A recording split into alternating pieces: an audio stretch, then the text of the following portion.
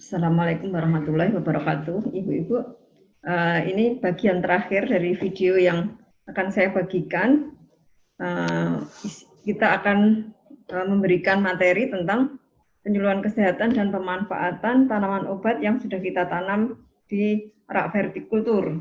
Baik, saya akan memulai dengan penyuluhan kesehatan. Saya akan menampilkan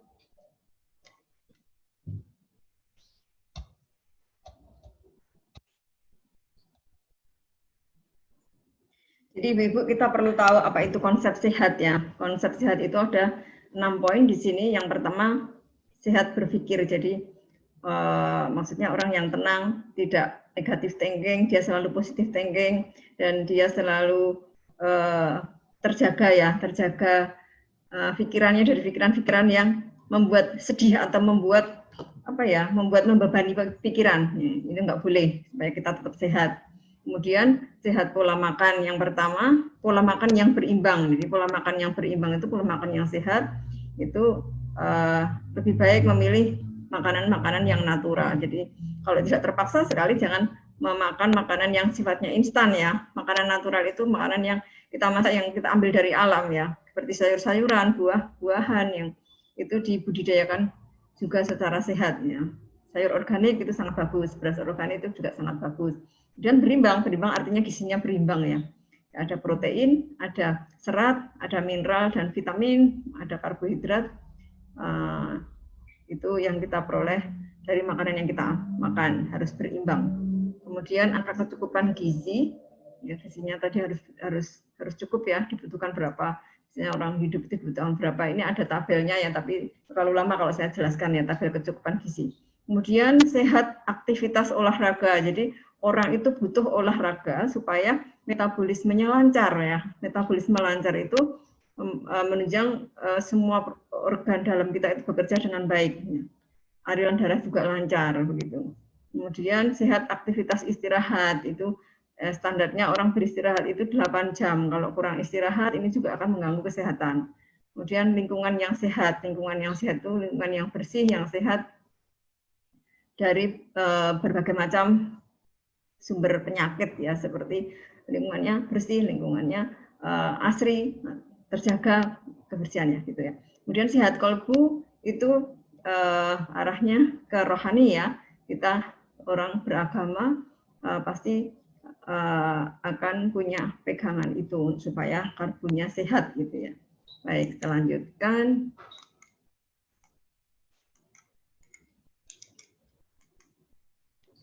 Nah, dalam saluran pembuluh darah itu ada yang namanya paleteles. Di dalam paleteles ini mengandung O2 dan keping darah atau trombosit ya, yang itu harus dijaga dijaga kesehatannya ya. Sebab kalau ada gangguan kolesterol, misalnya orang terlalu menimbun kolesterol di dalam darahnya, maka darah akan menggumpal ya. Darah akan menggumpal. Kemudian ciri-ciri darah yang menggumpal ini terasa sering kesemutan di kaki atau tangan, atau kalau sudah duduk lama itu terasa kesemutan begitu. Itu ciri-ciri darah yang menggumpal. Kemudian penggumpalan darah menyebabkan penyumbatan pada pembuluh darah karena menumpuknya berbagai reaktan pemicu penyakit seperti jantung koroner, kanker, masalah pada kelenjar pankreas atau diabetes mellitus, kemudian asam urat, darah tinggi juga berpotensi memicu terjadinya stroke. Sekarang ke fungsi metabolisme tubuh ya. Fungsi metabolisme tubuh yang sehat itu apa yang kita asup itu bisa mempunyai fungsi cleansing atau membersihkan pembuluh darah, yaitu detoksifikasi, membersihkan pembuluh darah dari zat-zat yang sifatnya tidak diinginkan oleh tubuh ya. Detoksifikasi itu kan menghilangkan racun, ya, mengeluarkan racun dari tubuh, dari saluran pembuluh darah. Detoksifikasi nanti ada jenisnya, tanaman yang punya fungsi detoksifikasi. Kemudian yang kedua, fungsi metabolisme tubuh yang sehat itu balancing. Balancing artinya apa yang kita asup itu menyeimbangkan kandungan asam basa tubuh kita sehingga tidak kelebihan asam yang itu biasanya menyebabkan asam lambung dan sebagainya.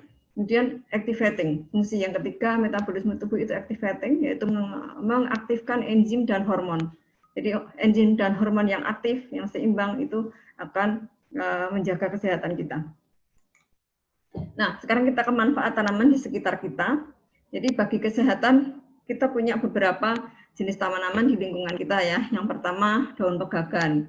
Nah, ini katanya daun pegagan bikin awet muda ya. Tapi ternyata banyak punya khasiat kesehatan. Yang pertama, melancarkan aliran darah. Yang tadi ada gejala-gejalanya seperti terasa berat, kemudian nyeri dan membengkak ya di kaki gitu. Kemudian mempercepat penyembuhan luka seperti keloid dari bekas operasi, berfungsi juga sebagai anti radang dan mengurangi radang sendi maupun erosi tulang rawan dan tulang artritis ya. Jadi biasanya kalau wanita yang sudah berumur ya, sudah menopause itu dia mengalami gangguan pembengkakan tulang rawan, pembengkakan tulang sendi ya, sendi lutut ya, itu yang disebut osteoartritis. Kemudian daun pegagan juga bisa menamarkan guratan-guratan yang disebabkan oleh bekas-bekas gemuk atau bekas-bekas apa ya, seperti orang melahirkan itu kan perutnya harus kembali seperti kondisi semula ya, jadi menghilangkan guratan-guratan itu. Kemudian meningkatkan fungsi kognitif otak ya, membantu mengobati penyakit Alzheimer, mengoptimalkan fungsi saraf otak dan memori. Penyakit Alzheimer itu penyakit saraf ya, yang orang tua biasanya menderita ini, dia sudah lupa, dia kalau mau pegang suatu benda itu gemetar, nggak nyampe ya, atau nggak kena, atau kalau pegang benda jatuh itu namanya Alzheimer, penyakit Alzheimer. Ini juga bisa mengoptimalkan fungsi otak untuk berpikir, atau kalau anak-anak belajar ini butuh konsentrasi yang tinggi, nah ini bisa menggunakan Alzheimer karena fungsinya ini seperti ginkgo biloba. Kemudian meredakan kecemasan dan stres. Lalu efek untuk mengobati kondisi hipertensi vena. Juga obat antidepresan atau menurunkan kadar stres alami secara efektif. Jadi ini menimbulkan rasa nyaman ya kalau diminum. Kemudian mengandung antioksidan juga yang bisa membasmi sel kanker pada tubuh. Jadi antioksidan itu dia akan menghilangkan sel-sel pemicu kanker ya, dia akan mengobati itu. Kemudian bahan pengobatan Ayurveda dari India. Jadi kalau Ibu tahu Ayurveda itu adalah obat India, obat tradisional India. Kalau di Indonesia jamu, di India itu Ayurveda namanya. Itu sudah diekspor kemana-mana ya, terkenal ya. Nah, ternyata kita punya juga yang namanya daun pegagan, itu banyak digunakan untuk meracik Ayurveda atau obat tradisional dari India. Kemudian tips mengolah daun pegagan. Jadi daun pegagan itu bisa dibuat jus, bisa dibuat teh, kemudian bisa disayur juga ya. Nah, cara membuat jus daun pegagan yang segar dan menyehatkan adalah sebagai berikut ini ya. Satu, siapkan daun pegagan sebanyak genggaman tangan, 1 genggam gitu. Terlebih dahulu dicuci sampai bersih. Kemudian masukkan daun pegagan beserta campuran bahan lainnya seperti air, gula, susu, atau madu ke dalam blender. Lalu di blender sampai halus dan dijadikan dalam kondisi dingin. Atau kalau mau dibuat teh daun pegagan, cara membuat teh daun pegagan, siapkan 10 gram daun pegagan kecil, rebus daun pegagan bersama 3-4 gelas air hingga matang, tambahkan gula atau susu untuk menambah cita rasa, kemudian diminum setelah dihangat. Kemudian yang ketiga, sayur daun pegagan ya. Daun pegagan dapat dikonsumsi dalam bentuk sayur. Cara membuatnya, umumnya siapkan daun pegagan segar secukupnya, rebus daun pegagan dalam air yang mendidih selama kurang lebih 45 menit, lama ya, 45 menit, tambahkan garam, gula, dan bumbu penyedap lainnya, tambahkan bahan masakan lainnya seperti tahu atau apapun sesuai selera, kemudian hidangkan hangat-hangat. Tetapi ini ada catatannya ya, daun pegagan memang berfungsi bagus untuk kesehatan, tapi penelitian ilmiah mengenai manfaat daun pegagan belum melalui tahap uji klinis. Jadi ibu hamil, ibu menyusui, penderita hipertensi dan gangguan organ hati, lalu orang yang akan menjalani tindakan bedah mengidap kanker kulit dan anak-anak, ini sebaiknya dikonsultasikan dulu dengan dokter sebelum mengkonsumsi atau ingin melanjutkan mengkonsumsi secara rutin gitu. Karena takutnya menimbulkan efek samping yang belum diketahui. Kalau mau dikonsumsi secara rutin harus dikonsultasikan dengan dokter. Kemudian yang kedua, tanaman daun dewa. Bapak Ibu-ibu sudah sering melihat ini banyak tumbuh di mana-mana ya. Ini tanaman yang mudah tumbuh liar ya. Nah, daun dewa punya manfaat melancarkan sirkulasi darah, ya.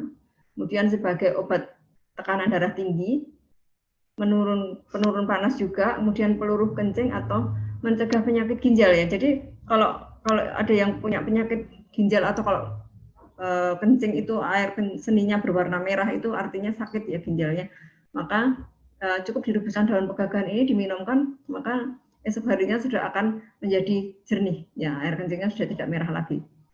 Dia juga bisa sebagai obat kencing manis, membersih racun dalam tubuh ya, dia juga sebagai detoksifikasi ya, tadi yang mengangkat racun dalam tubuh ini bagus untuk metabolisme, untuk mengeluarkan racun dari tubuh.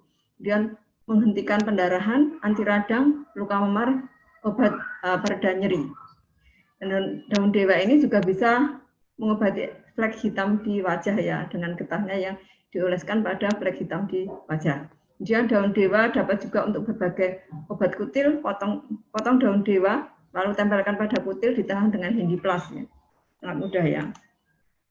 Kemudian cara mengkonsumsi obat dari tanaman daun dewa. Jadi bisa dilelap, dimakan langsung mungkin untuk lalapan ya. Kemudian bisa juga dikeringkan, dibuat simplisia, lalu dihaluskan, kemudian dimasukkan ke dalam kapsul. Ya, harus steril cara pengerjaannya, tidak boleh tercemar bakteri yang merugikan. Jadi semua harus dibersihkan. Yang ketiga, tanaman cocor bebek. Manfaat cocor bebek sebagai penyembuh penyakit kepala, penyembuh sakit kepala ya, batuk, sakit dada, porok, penyakit kulit luka, kemudian perut mulas, menurunkan demam, bisul dan memar, obat nyeri lambung sebagai obat wasir juga, dan gejala asma serta muntah darah. Cara mengkonsumsinya, tanaman cocor bebek ditumbuk halus, kemudian dioleskan, dikompreskan pada bagian luar tubuh kalau yang sakit bagian luar tubuh. Kemudian direbus, diminum dengan gula merah jika mengalami muntah darah, tetapi apabila sakit lambung maka ditambah garam. Yang keempat, daun binahong. Ya, Anda sudah tidak asing dengan daun binahong ini. Itu gambarnya. Manfaat daun binahong untuk kesehatan antara lain mencegah penyakit jantung. Mengkonsumsi daun binahong bisa menjadi cara yang efektif untuk mencegah penyakit jantung.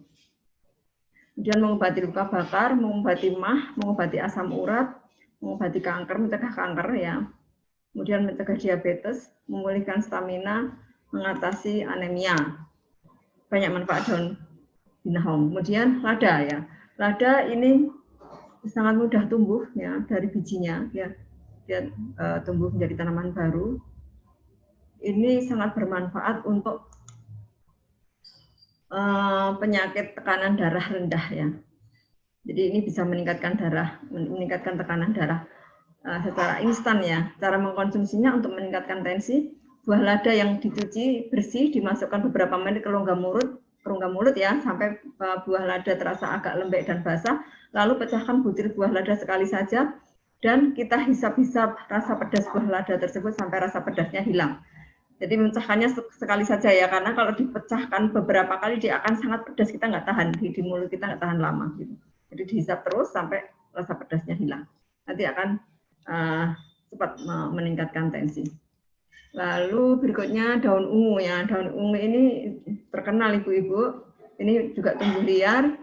Manfaat daun ungu, obat alami untuk mengobati penyakit wasir ya, ambeien atau wasir. Cara konsumsi daun ungu, untuk ambeien dapat dengan merebus sebanyak 15 lembar daun ungu ke dalam 2 gelas air putih dan biarkan sampai airnya menyusut menjadi 1 gelas. Kemudian minumlah secara rutin selama 1 hingga 2 bulan. Maka insya Allah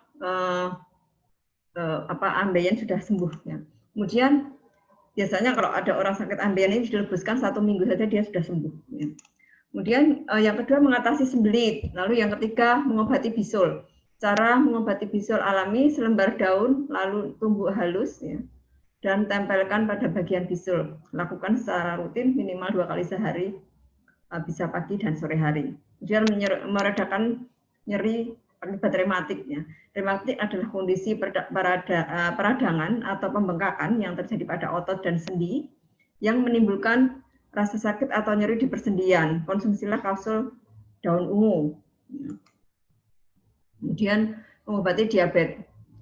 Anda dapat mengkonsumsi kapsul daun ungu yang banyak dijual di apotek atau merebus sendiri daun ungu, lalu diminum air rebusan tersebut secara teratur minimal sehari sekali. Yang keenam, menurunkan demam.